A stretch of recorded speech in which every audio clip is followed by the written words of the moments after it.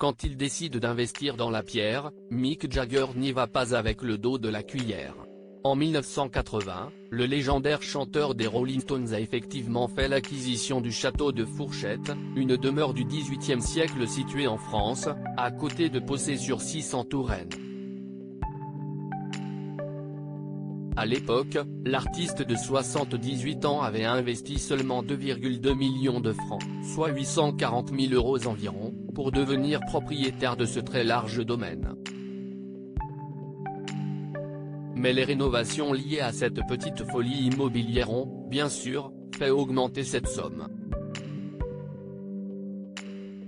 Pour conserver l'esprit du château de Fourchette tout en le remettant à neuf, Mick Jagger a dû sortir le chéquier et aligner les zéros.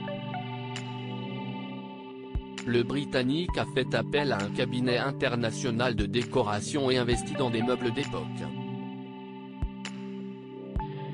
Les jardins à la française du domaine ont également été redessinés. Le musicien a fait rajouter, à l'ensemble, une piscine, un court de tennis, un étang avec cascade et il a fait construire une pagode japonaise.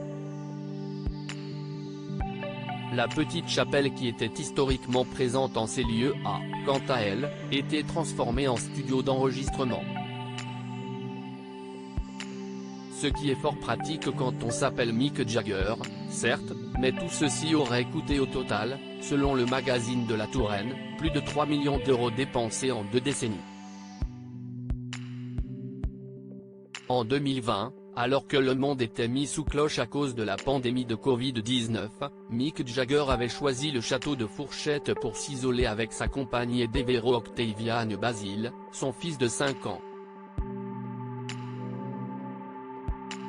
Plutôt sympathique, comme lieu de confinement, bien que l'artiste ait l'embarras du choix, il est propriétaire d'une maison à Richmond, de 2 appartements et une maison à New York et d'une maison sur l'île Moustique.